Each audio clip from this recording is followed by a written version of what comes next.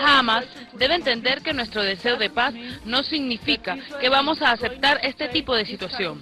Ya basta. Mientras trabajamos con dirigentes moderados en Cisjordania para cambiar la situación. Uma declaração de guerra contra os grupos armados da faixa de Gaza foi a mensagem enviada por Benjamin Netanyahu em conferência de imprensa ao princípio da tarde. O primeiro-ministro israelita afirmou: nas últimas 24 horas, Israel deixou claro que não tolerará os ataques. Israel abre uma nova frente de combate na ofensiva em Gaza ao recorrer esta noite e pela primeira vez aos navios de guerra para bombardear o centro e o norte do território palestiniano. O Oriente Médio, berço da nossa civilização, já participou por diversos conflitos. Dentre eles, os mais atuais, podemos ressaltar três. O conflito da faixa de Gaza em meados de 2008 e 2010, a Primavera Árabe em 2011 e, por último, a Guerra da Síria em 2013.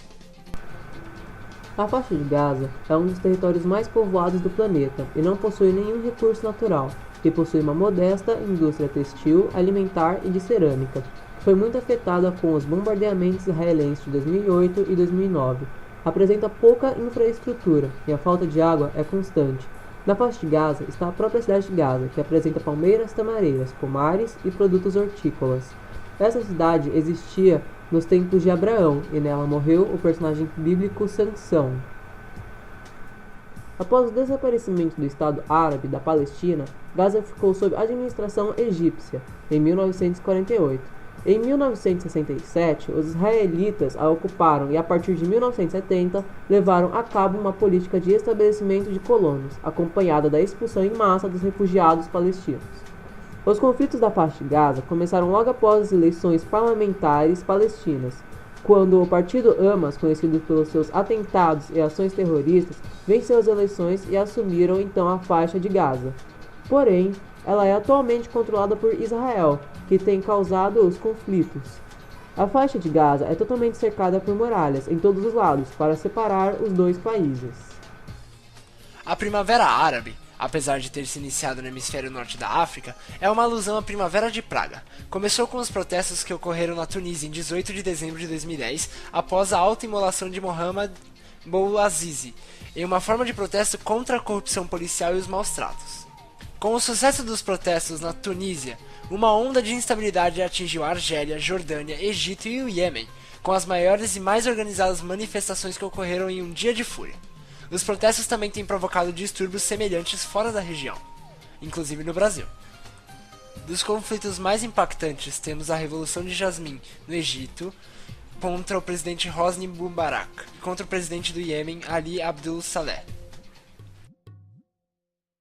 A guerra síria é um conflito interno em andamento que começou com uma série de grandes protestos populares em 26 de janeiro de 2011 e progrediu para uma violenta revolta armada em 15 de março de 2011, influenciados por outros protestos simultâneos no mundo árabe.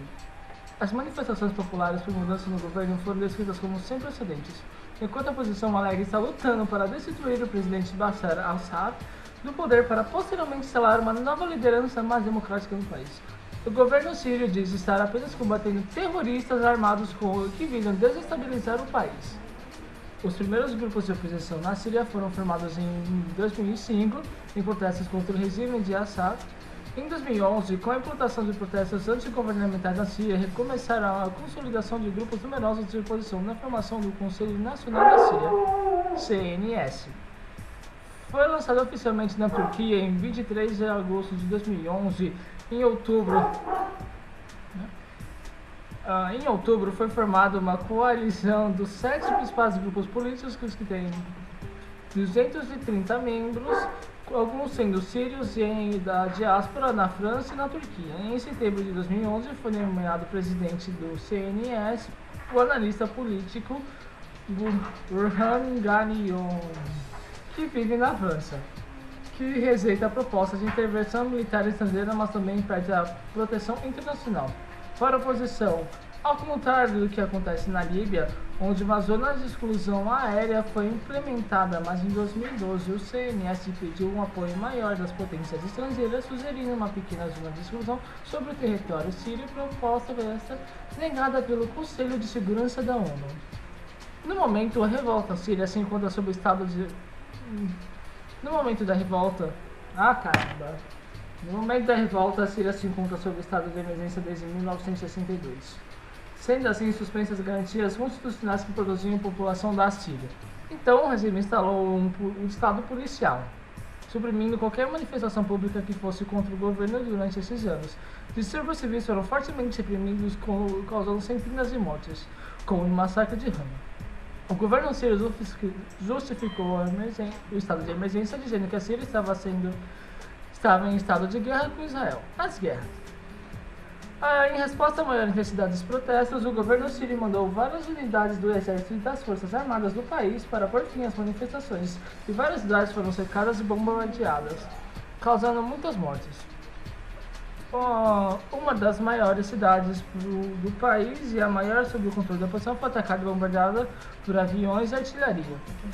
A comunidade internacional e ativistas dos direitos humanos denunciaram a matança indiscriminada de civis e pediram o fim da violência. A Liga Árabe fez então uma proposta de paz que foi veemente negado pelo governo central, que alegou que estava lutando contra terroristas e não sufocando os protestos.